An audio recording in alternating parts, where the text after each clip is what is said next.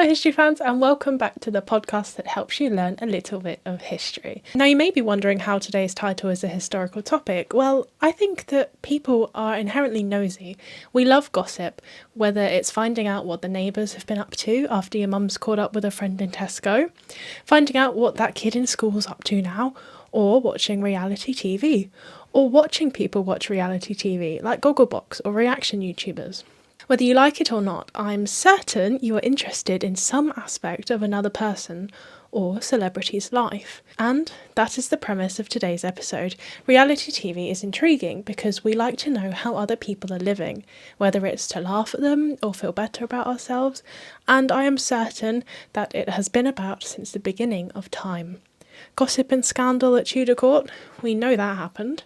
Drama in the first family of Roman emperors, yes, that absolutely happened. So, today, let's take a look at how nosy we have been throughout history. Did the ancients have a version of our reality TV? I think so. But before we do, if you're watching, please like this video and subscribe if you are new, or if you are listening, follow us and give a little rating while you're here. So before we get into the more creative interpretations of historical things that I think are the equivalent of our reality TV, let's find out when actual reality TV started. Now, because it's quite a wide genre, like you could say a lot of different shows are reality TV, in fact, studies have suggested there's up to 19 subgenres, like Say Yes to the Dress and Cake Boss feel like reality TV. But then you have like Love Island or 90 Day Fiancé, which is a different type of reality TV, or Made in Chelsea and the scripted style shows, or you have game shows, makeover shows. There's a lot in this genre, but let's find a definition, shall we? So Danielle Lindman is an American sociologist who defines reality TV as a set of programs that feature non-actors, though they may also feature actors in reenactments, and make a claim to reality, whether or not there is any sort of scripting actually taking place, but are intended mainly to entertain rather than inform, which I think successfully incorporates everything I just said and is a good start for our research. The first show to be deemed a reality TV show aired on ABC in 1948. It was called Candid Camera, a follow-on from a radio show called Candid Microphone, where a hidden camera was used to film people reacting to practical jokes. And the show aired up until 2014, which is really quite impressive. Then other shows start to appear, like Queen for a Day in 1956, where women won a prize for having the best hard luck life stories, or The Dating Game in 1965, which I'm sure you've seen versions of. You have 3 contestants to ask questions to, and then the one you pick you get to go on a chaperoned date with. The first sort of documentary style show that followed a family, like the Osbournes or the Kardashians now, was An American Family in 1973, but it followed the life of an everyday family in California as the parents went through a divorce. And for those of you who are fans of police shows like Traffic Cops, you can thank Cops, that aired first in 1988, and as you might think, followed Policemen at Work. The talking head style shot and very formulated casting for maximum drama and many cameras getting every angle of the shot first happens in the 90s with a show that started things like Big Brother. It was called The Real World, and it launched in 1992, that filmed a group of people put together in a house. Survivor in 2000 is commonly acknowledged as a turning point for reality TV, adding the huge prize and a chance for contestants to vote each other out each week massively boosted the production and consumption of reality TV. To be honest, we could talk about this for the whole episode, but I'm afraid I don't want to. I want to go back in time and find out how ancient people gossiped. How did Georgian women find out the latest news? The kind of thing we see in period dramas. How would the staff at Downton Abbey actually know what was going on in the family? Was there actually a Lady Whistledown in Regency London? Yes. Hopefully we'll know by the end of the episode. We shall begin in ancient Greece. The ancient Greeks had a goddess called Feme, meaning fame or rumour. She was the daughter of Gaia, Mother Earth, and is depicted as a winged creature who represented gossip, being the goddess or spirit of rumour, report and gossip. Behind each feather was an eye, an ear and a tongue, and she flew about telling lies and half-truths to anyone who would listen. She's seen in lots of ancient poetry like Homer, who says gossip was the messenger of Zeus, quickly spreading rumours through crowds of soldiers. Hesiod tells us we should be wary of her. She's mischievous, easily raised, but hard to bear and difficult to be rid of. Feels accurate. No one wants a lie spread about them. They're difficult to shake. Many historians will tell you that gossip was like a pastime. Well, what else would you talk about if not rumours and heresy? Heresy? Hearsay. It makes life more interesting. You can use it against your enemies. It's said most commonly by slaves and low-status women, but there would have been rumours used by the upper-class men in power, surely. I'd like to say women used it as a trivial pastime, whereas the men in power, used it with malicious intent. But there's no way of proving that. As we know, it can absolutely ruin someone's reputation, depending on who says it and how you tell the gossip, which is something we definitely see in the editing of reality TV. Aristophanes was a playwright, and his comedy The Frogs involved a very gossipy character, a slave who sneakily listens to his master's conversations and spreads the intel around the town, which leads to great misfortunes. This type of nosiness was apparently a proper tool used by slaves who wanted to punish their horrid masters. So, masters became cautious not to allow their slaves to hear anything that could be used against them. Socrates, the Greek philosopher, would only listen to something that might be gossip after asking 3 questions. I just held up, I think, 8 fingers for that. And apparently, this is an interchange he had with an acquaintance at a market. "I've something important to tell you," he said. "It's about your friend." "That's very kind of you," Socrates said. "But don't tell me just yet. I run all information through the 3 filters test to ascertain if I want to know it." The man looked somewhat puzzled as Socrates continued. "First is the filter of truth. Whatever you want to tell me, have you seen or witnessed it firsthand?" "Actually, I heard it from someone," the man said. "And it is from a trusted source." "All right. But that does not pass my first test," Socrates added, "since you don't know whether it's true. Second is the filter of goodness. Is that a good statement you want to make about my friend?" "Not really. That's the reason I wanted—" Socrates interjected. "So you want to tell me something bad about someone, but you don't know if it's true." "The last test is the filter of utility," he continued. "Your statement about my friend, is that going to be useful to me?" "Not really as such. I just wanted to share. Well, if the information is not necessarily true, it is not good, and it is of no use," Socrates concluded. "Please, I do not want to know it." So whether this conversation is actually true, what we do know is that Socrates' triple filter test of truth, goodness and utility may be a good anecdote to use through life that might help you deal with rumours and gossip. But that's starting to get a little bit philosophical.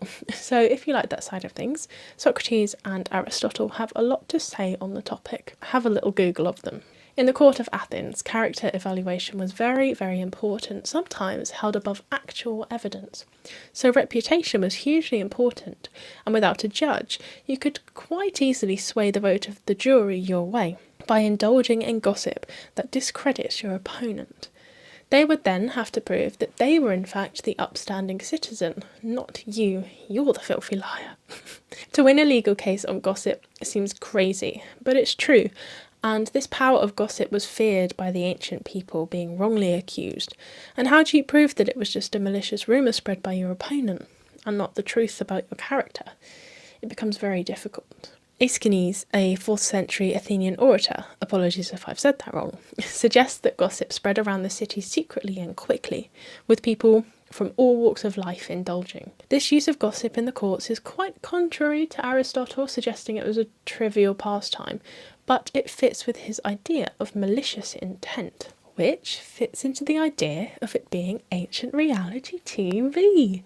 It ruins people's lives, whilst for the gossipers, seems like harmless fun. It's from these orators that we learn where gossip was best spread too. Of course, in public places like markets. If you want to discredit an opponent, you go there and you spread your false tales. There's even a few written cases that give us evidence of this. Demosthenes tells us that newsmongers were sent to marketplaces to spread rumours to sway public opinion. Callimachus told crowds gathering in workshops of how badly he had been treated by his opponent to gain public sympathy and convince them of the wrongdoings of the person he was facing in court. The idea of women gossiping being powerful also comes from the courts, as of course only men were allowed there, so you'd have to rely on a male relative to act for you in court. So, to attack the enemy yourself, gossip was your best tool. There's many examples of this as well, which are talked about in the fourth link of the description of this video, if you wanted to find out more. But one comes up in the story against Aristogeiton. He was violent and ungrateful towards Zobia, who had helped him whilst he was in trouble, before he regained strength and physically abused her and threatened to sell her to slavery. As a non-citizen and a woman, Zobia couldn't defend herself in court, so turned to the power of gossip, which made Aristogeiton's reputation untrustworthy, which was used in her defence in court. Now again, we're getting a little distracted from the topic of reality TV and getting sucked into the world of ancient Greek law courts and philosophy. So, if you'd like a proper episode on all of that, do let me know. But this gossip being used to tarnish a reputation is definitely one seen in reality TV. And I think that market goers engaging in rumours, like gathering in a workshop to hear someone complain about the way they've been treated, is very much the same idea as us watching a very well edited show that portrays people in a certain way to create more drama. Moving across the Mediterranean and the Adriatic for a minute before moving forward in time, I just wanted to discuss the way gossip was used by the Romans, but also how gladiatorial combat was definitely a form of reality TV. Before you shout me down, think of the definition we gave earlier. A set of programmes that feature non-actors, brackets, though they may also feature actors in reenactments, brackets, and make a claim to reality, whether or not there is any sort of scripting actually taking place, but are intended mainly to entertain rather than inform. It's not the speeches given by Cicero, it's not the shows in the theatres. Gladiator fights were to entertain the emperor and his people, sometimes used by emperors to distract his people from mismanagement. Caligula. They were the people's entertainments. They didn't watch TV. They watched the fights. Well, they didn't have TV. They watched the fights and shows in the Colosseum.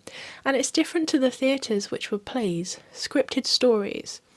Then again, a farce, where people accidentally hurting themselves or just acting stupidly, is similar to some reality shows. But these fights by gladiators were real. Anything could happen. Yes, gladiators may have been paid off to stay on an extra few fights or lose a fight, but isn't that the same as the scripted style shows anyway? Gladiators were the celebrities of the day, with people using their sweat for good luck. And where do a lot of our celebrities come from? Reality TV.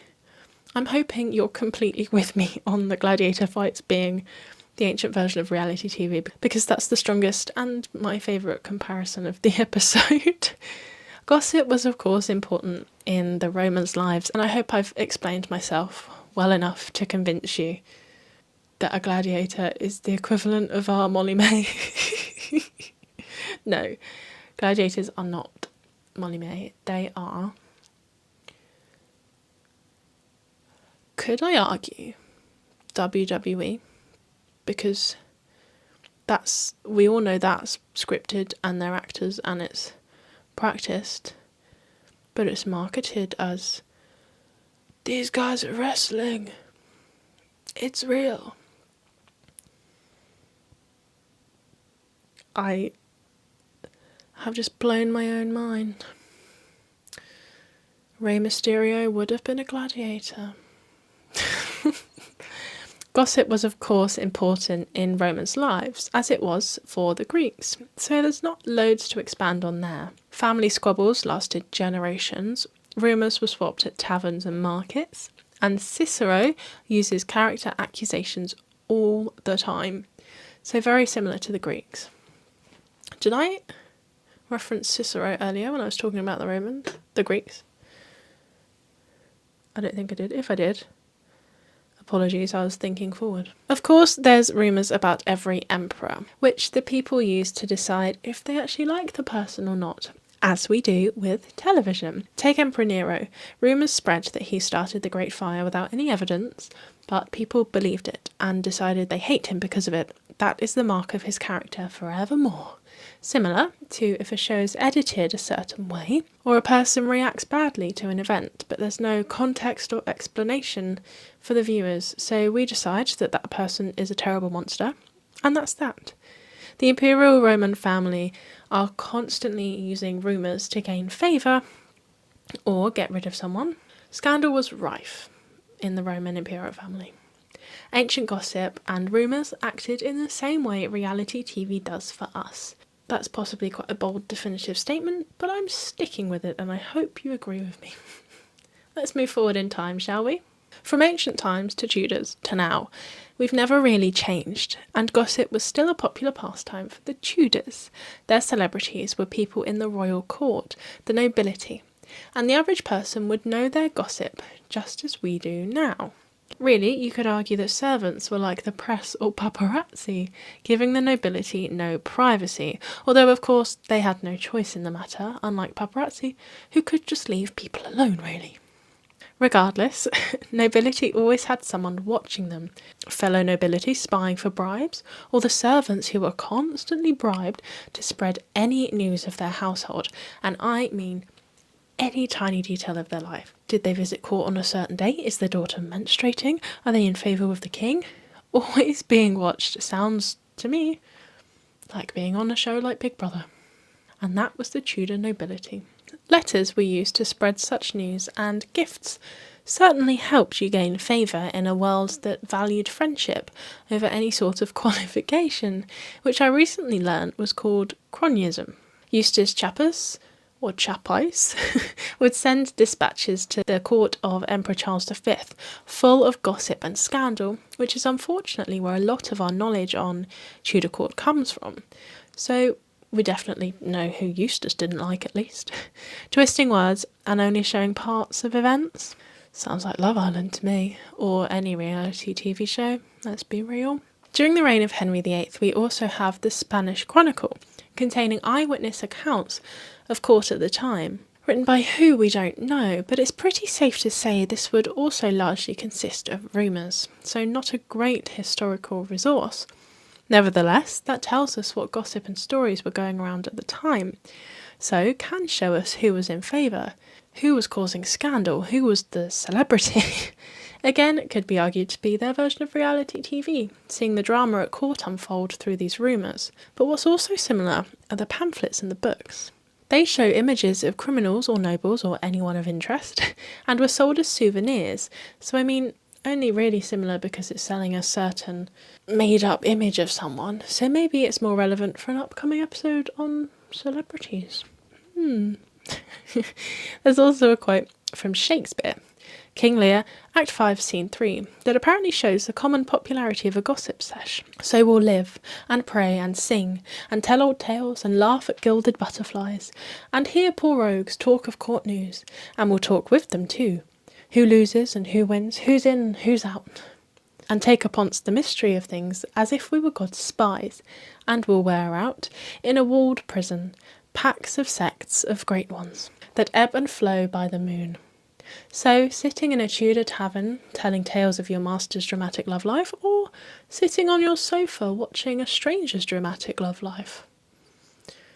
Don't think we've really changed, have we? And now we reach the Regency era. Late Georgian era England was rife with scandal sheets, which were newspapers that were primarily for spreading gossip. What could be closer to reality TV without having a TV? It's been called the Golden Age of Gossip, and there's a few contributing factors. The Licensing Act was removed in 1695, stopping the limitations on how many printing presses were allowed, so you could spread your story as far and wide as you wanted, or could afford. There's also no longer a need for censorship when printing, but the author and publisher would be liable if the work was treasonous. But in 1863, we have the Statute Law Revision Act, which repealed the previous act from 1662. The Licensing of the Press Act, or its full name, an act for preventing the frequent abuses in printing and seditious, treasonable, and unlicensed books and pamphlets, and for regulating of printing and printing presses. Meaning that the king or government couldn't stop you spreading stories, and a huge population boom in 1820 led to a rise in crime and general debauchery, shall we say. The Prince Regent, George IV, the Regent King, which means I was just standing in. I hope some of you know that one. He started spending on the arts and public works, meaning Georgian society was very aesthetically focused, but with a seedy little underbelly that caused scandal, of course. What show would that be? Well, I suppose any show that presents aesthetically, but the people are actually awful humans and awfully behaved. And in 1814 we have the first mass-producing industrial printing press, so stories are easily spreadable, just like reality TV spreading wild stories or editing situations to make people look bad. Or the boom of production, loads of more printing presses, loads more shows. In 1770, Town and Country began running a monthly column about the sex life of England's elite. Now, I'm not calling reality TV casts our elite, but a lot of shows are very similar to that, right? Married at First Sight, Naked Attraction, 90 Day Fiancé. I don't know, it feels similar to me.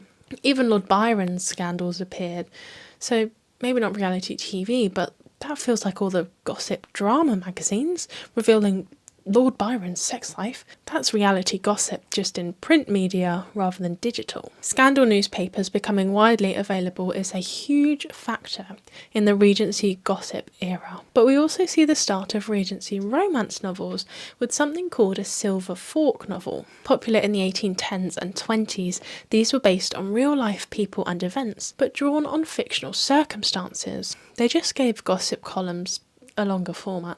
Again, I'm sure there's lots of shows that use real and relatable people, but give them a secret script, right? It's the same thing. Now, we could talk about Georgian gossip columns for ages, and I kind of want to, so if you want a whole episode on that, let me know in the comments. And also, how do we get me invited to the next Bridgerton premiere? Because I really, really want to wear my Regency dress again. Please, Bridgerton, help a girl out. For now though, we're going to have to move forward in time, or this would be a very long episode. Victorians, they took photos of their dead, right? That's like some bizarre reality TV show. No? Okay, fine. I'm sure we can find a better example. They had gossip columns full of innuendo too. Don't you also feel like those great big Great Gatsby parties in the 1920s would be like a crazy reality TV show? These party people were known as bright young things, and it could be argued they started the modern cult celebrity. We'll delve more into that idea in a few weeks though, don't you worry. The paparazzi chased them to document their wild behaviour, because as mostly children of the aristocracy, knowing what they were doing was hugely important to people like the middle class. Could we argue that's the same as us watching someone like on Made in Chelsea, or those like wife swap shows? What's it called? There's one where there's like a rich girl and she goes to like a poorer family's home. I can't remember what's it called. Anyway, modern young girls would do treasure hunts around London using public transport, running about making a show of themselves. Sounds exactly like Sidemen London Bingo to me. Or literally any quick run, grab this thing, make a show of yourself, do this TV shows. Anyway, the men then got involved with their cars. In the countryside, this developed into weekend house parties, theatrical game parties, and much, much more. They even had their own slang, which again is something we definitely see coming out of reality TV. But again, I think we'll leave that there and find out more about these bright young things in a celebrity episode. Let's end with the psychology of why we like reality TV though. To be nice, you could say it's because humans identify with others. We find things to relate to in people and we can empathise with them. Or we could say that we're interested in other people's lives and how they do things. Or we just like the drama, especially if it doesn't involve us. And even though we've talked mostly about gossip in this episode, that through history has been our starting point of reality TV. We want information on other people's lives, and before we had such easily accessible and shareable media, That's what gossip was. We love observing other people's lives and using that to try to maybe change the way we behave. Seeing someone living a similar life to us can help us feel seen and understood. It helps us to navigate our own lives, whereas watching people we admire in their daily lives gives us something to aim for, might teach us how to get there, or in reality make us miserable that we can't seem to do that and get there. Or watching people we don't like make a massive fool of themselves on national TV. That's a great feeling, isn't it? And with that, I think we come to an end. I do hope you've enjoyed this episode. Even if you think it's a bit of a bizarre idea, I really do think it's true that reality TV has its roots in antiquity. If you think about it hard enough. Thank you for watching. If you are, please subscribe to the channel so you can see when the history of celebrities comes out. And if you're listening, please follow or save the podcast so you too can hear the next episode. I'll see you next time. Bye bye.